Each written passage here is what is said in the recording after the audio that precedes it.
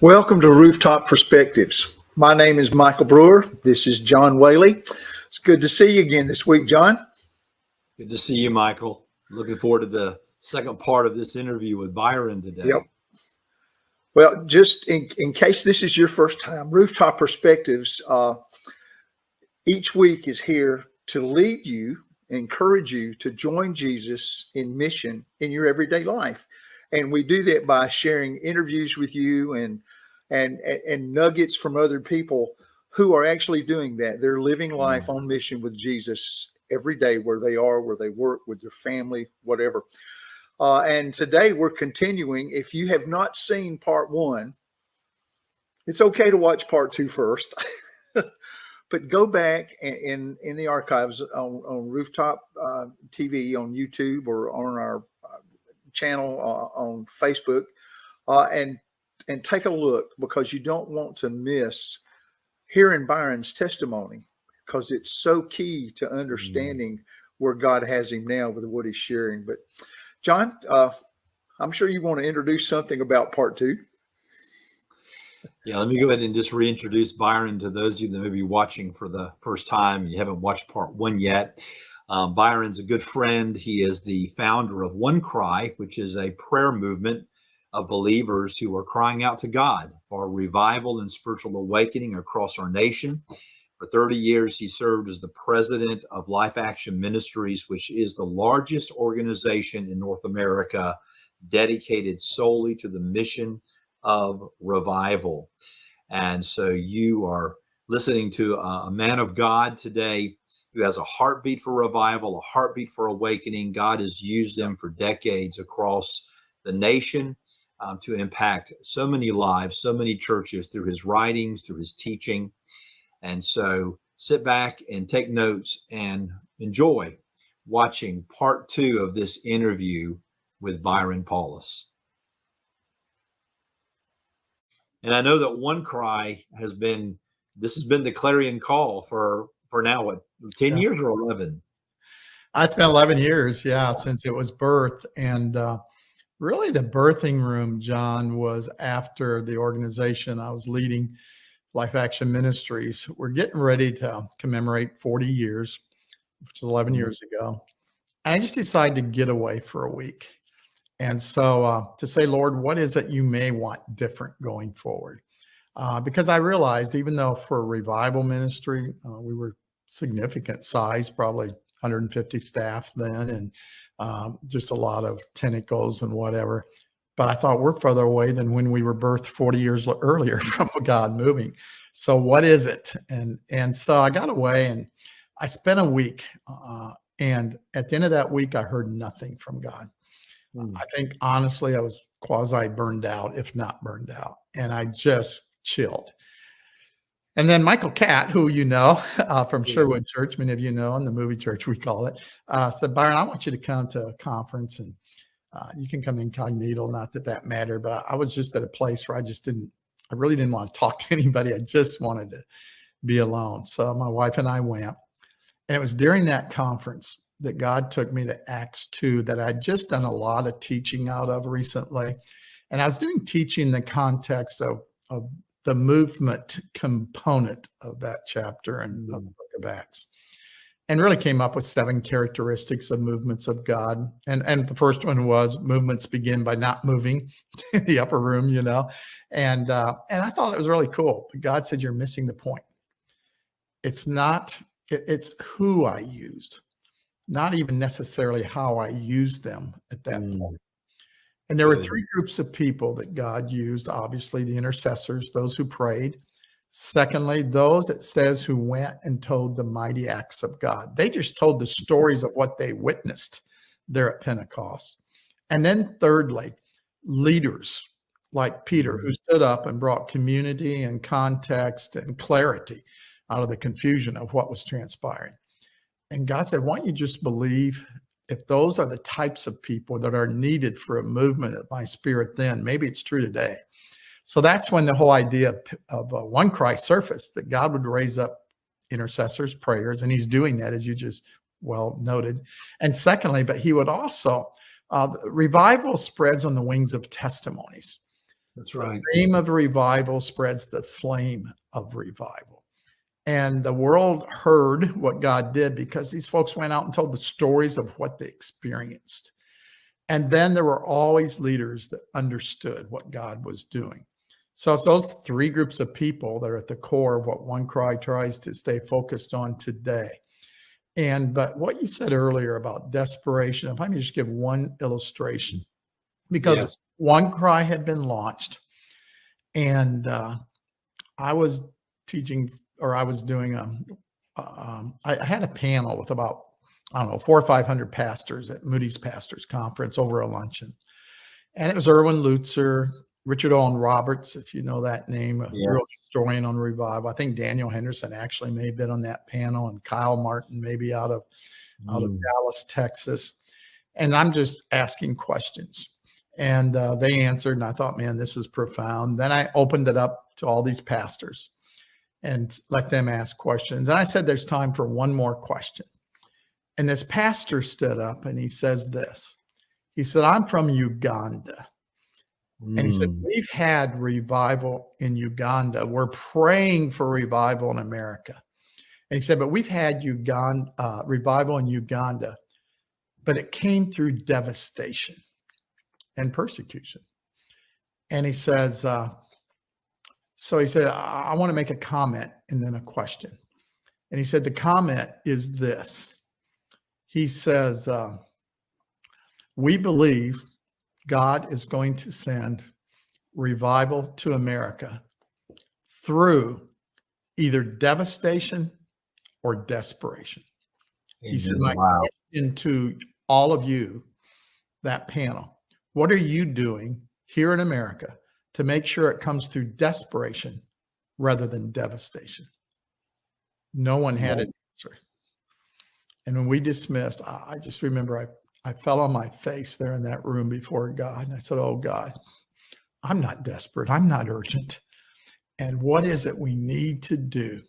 And we know if we have persecution, there will be desperation. So my question is, why? Is there a growing desperation today? And I think a partial answer to that is the deterioration, the judgment of God in a remedial form of him withdrawing his presence, leaving us, Romans 1, to our own end and destruction of ourselves, is creating an awareness of the fact, if we don't have revival, we're done. It's not just going to be a remedial form of the withdrawal of God's presence for incurring our own self-destruction, but maybe more of a final form of the judgment of God, like Sodom and Gomorrah, where he just comes and destroys. So anyway, I agree more. I agree. And I see God moving in those areas. And as I'm talking to more and more people about, and I hear people praying, God, make us desperate. And I tell them that's a dangerous prayer because, God may have to bring devastation to get us there. Just like, in the prayer revival under Jeremiah Lamphere. I mean, it was the collapse of the banks and Wall Street that drove people to their knees and made them desperate for God. So, and they were jumping off of, instead of praying on rooftops, they were jumping off of rooftops, committing suicide. They were. But out of that desperation is what birthed that great movement of prayer across the nation that led to, so many people coming to Christ and the church waking up once again. So tell us a little bit about OneCry and how people can be a part of it. I remember when OneCry was birthed. I don't know if you know this or not, but I was at a Refresh conference when Michael Catt introduced OneCry. Oh wow! And about 11 years ago at a Refresh conference in, I believe it was in Pigeon Forge. Yeah. And because I remember I immediately signed up that day as a pastor. I had no clue. That's encouraging. Said, I want to be a part of this. Yeah. And so I've been a part of it since its beginning, Byron, and following this ministry because it just captured my heart as Michael shared that day about this is OneCry and this is what it's about, and just really, really captured my heart. So tell our listeners, about OneCry and how they can be a part of this and what the heartbeat of OneCry is. Well, let me kind of bridge that third grade awakening with OneCry and what it's doing, because I think this is extremely fascinating and hopefully encouraging to all of your audience. But wow, I saw an article in Time Magazine one time that says America, 1857. So I start to read the article, and I think I'm reading about today. And it was written in such a way that you think you're reading about today, with all the technological advancements. So what we don't realize is in 10 years preceding the 1857 revival, the printing press had just incredibly 20 times the speed it was before. And we know that the stories of what was happening on Fulton Street was being spread like crazy through newspapers, et cetera. Secondly, they had just invented the telegraph. Actually, they were concerned about romantic relationships popping up on the telegraph, like when the internet surfaced here and social media. The train locomotive, 1849, had been invented to California. So transportation just advanced. And the photography, the same thing. They were able to now do photography at 20 times the speed. So what happened was, in God's sovereignty, he advanced all this technology so that when God came on Fulton Street, it could get spread like crazy. And we have to have here in our office all the prayer requests that were sent into Fulton Street during that period of time. There's only one other copy like that in existence. And you can leaf through, I had somebody transcribe them and can leaf through binders. And here's what was true is there was desperation. People were crying out in these letters, please, we've got to see God do here, there. Now I say that because OneCry is built on a digital framework, but a digital strategy, low cost, but rapid mobilization, but rapid communication of what God is doing when God comes in revival. So today, I've just made this list actually, so I'm just going to read it quickly. We're doing things daily. There's daily prayer prompts that people can pray for revival. There's OneCry, 300 releases every day of a 60-second short feature on revival by different voices. So it's not a ministry, but many voices. You're probably one of them. We have a OneCry Minute podcast that's getting downloaded now in 90-some countries. Weekly, we have a teaching podcast. If there's anything I would promote, if you're a pastor or whatever, go to the OneCry podcast with Bill Elliff and Kyle Reno. Spans generations. It releases every Tuesday morning. That's been downloaded in over 100 countries. And we have small group study for weekly small groups, a 7-day journey for individuals wanting to have an introductory journey. We have a revival email update every week on what God's doing. Then monthly, we're doing these congregational corporate prayer movement components. It's evolving. We have a training once a month for pastors called Revival Champions, where you can actually do a study with Bill Elliff moderating and so forth, and different videos. And then annually, there's the Collegiate Day of Prayer, as you know, the National Day of Prayer, that we are strong partners in both of those. And a conference coming up, Heart Cry for Revival Conference. I have a vision, and I'm not going to disclose it here because of time, that there will be an annual OneCry Sunday where churches globally would do nothing but that Sunday, Pentecost Sunday, pray for revival. And we have Sanctity of Life Sunday. Those are great. We have international justice. We need it. But those are really symptoms in our culture. The solution is a movement of God in revival and another great awakening. And then I am excited, and I'll close with this, man. We're building a model at Baylor University of a campus ministry of prayer. There's tons of campus ministries. But what campus ministry do you know that their central focus is just prayer? Students that want to get together to pray. Well, the cool thing is all your campus ministry groups will say, hey, you need to go there if you have a burden for prayer. And in addition to what you're doing in Crew or wherever, we all need to come together and pray for revival. So we're doing that with student movement at Baylor. And I don't hesitate to say this because it's formalized now. The administration became aware of it, sanctioned it. They have a once a year student gathering for like 50 hours or something where they gather at the center of campus continuously for those hours, students from all areas to pray. And they had 1,200 last year.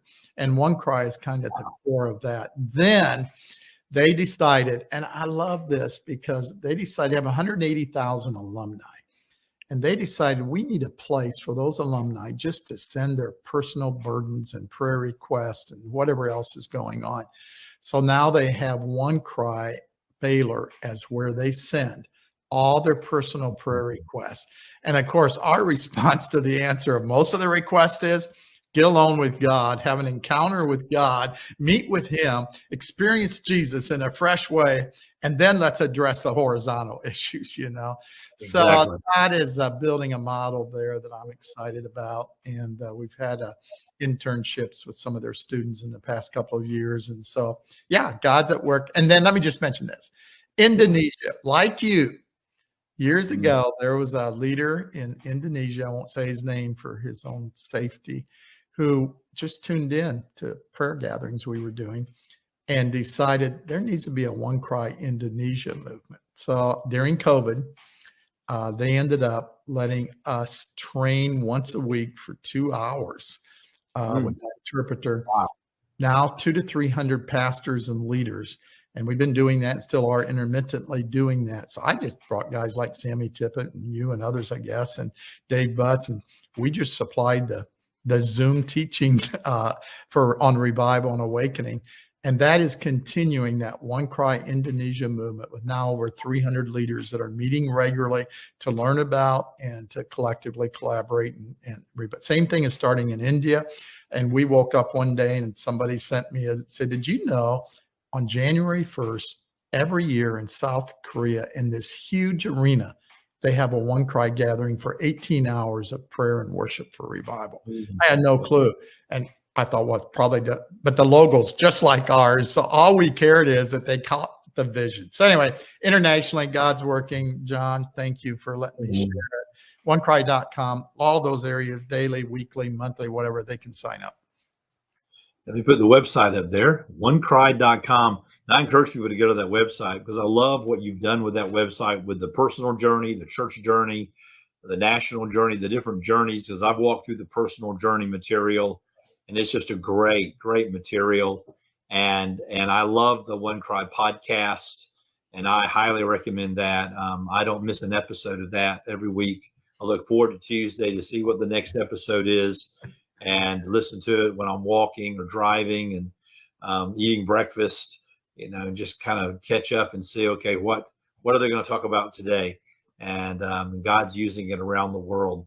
I want to thank you, Byron, for taking time to join us on Rooftop Perspectives. It's been a blessing to have you with us, and we can't wait to see what God has in store for you in the years ahead as OneCry continues to expand around the world to help us get that heart passion for revival and awakening that we desperately need today. Wow. So thank you for your time, brother. Wow, thank you, John. I'm telling you, it's an honor. It's a privilege. I just number one, you asked me about revival and I'll talk for 10 hours. So thank you for limiting me and I'm focusing on what's really important and helpful to you. So thank you, John, and keep it up, brother. Thank you, Byron. You have a blessed day. You too. God bless you, man. Okay. First takeaway from part 2. Verse says, be still and know that I am God. Yes. And Byron, remind us, movements begin by not moving. You have to sit still long enough, because how do you know where to go? How do you know what to move towards until you get instructions? Being still before God and seeking his face has got to be the first thing I'm going to do. It should be what I do to start each day, what I do to start each week, what I do in every new relationship, what I do with issues in my home or in my church family. To begin anywhere is to begin in God's presence. And for those of us, and I can say this about Baptists because I am one and have been since I was born to a Baptist preacher, we're not good at being still. Amen. Not even in our worship. You get everything quiet for 30 seconds and it seems like an hour to most church people. What happened? Why are we being quiet? And yet I think worship should be those intense moments of glorifying, praising God. But I think out of that should come the sense and all that he's here. And I'm not just going to be jabbering on when God shows up. It's time to be still and listen, to hear what he's saying, to see where he points.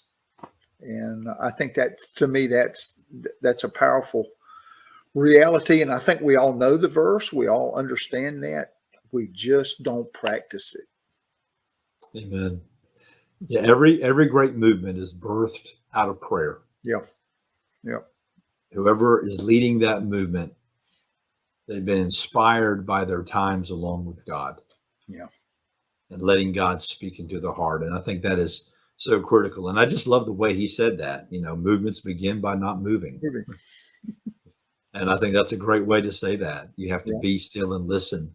I think one of the most powerful things he said was when he told the story about the conference where the Ugandan pastor stood up and shared and said that God will send revival either through devastation or desperation.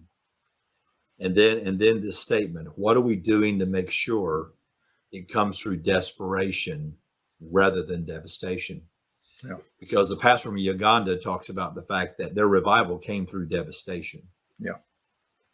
But it doesn't have to happen if we are desperately seeking God. And Michael, I think one of the key things that is missing, and even in my own life, is that desperation. Yeah. And I think we need to be praying, God, give us desperation, because God will send devastation to get our attention. Yeah. And we mentioned in the interview, that's what happened in the prayer revival under Jeremiah Lanphier. Yeah. The banks crashed, the stock market crashed. And when that happened, that created desperation. So sometimes we have to have devastation to get desperation. But my prayer is that God will give us a spirit of desperation on the front side. And we'll see our desperate need for God and start seeking him and being still before him and pursuing his heart. I think, and that's been key to something we're saying by using a different word. And it came through so many different people pre-global encounter. And that was where's our sense of urgency? Yes. And I think urgency is born out of that sense of desperation. And it finally comes down to the point, if I don't do it, maybe nobody else will. There's the urgency. It's got to be done now. The desperation, if I don't get a hold of God, am I going to be the link in the chain that makes everything break so that devastation has to come to make it happen? I have to take accountability that if I don't do my part before God, I might be the one point that's weak enough that it doesn't happen. Amen. I got to put my finger in the hole in the dike. We got to do that. Amen. Yeah. That's good. Yeah. Well, and that sense of personal leads to the question, because we talked about how many wonderful, marvelous movements of prayer are taking place, new movements, things that are beginning to happen in Generation Z. All of that was outlined in such a powerful way in this interview. And so I came away asking, am I participating in any prayer movements?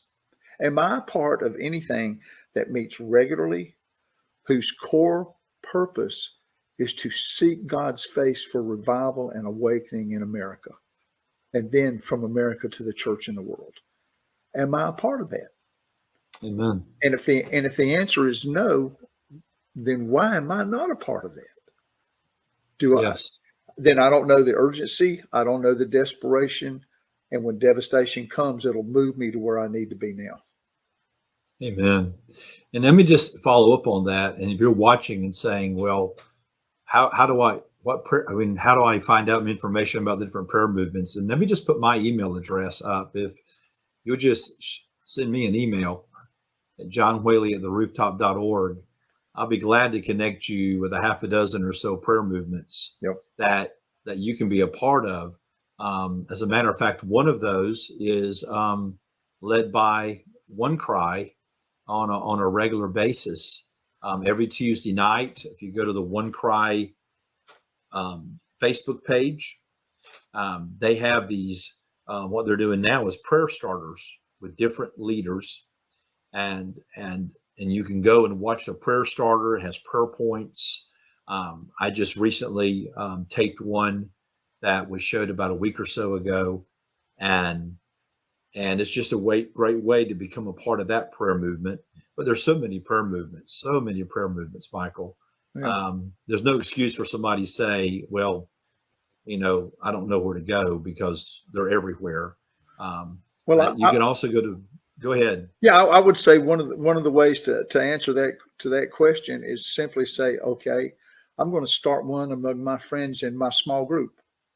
Amen. We're going to start one, and they will invite people, and then to understand, okay, if I'm going to do this correctly, I don't need just to leave it to the small group in my particular congregation of believers.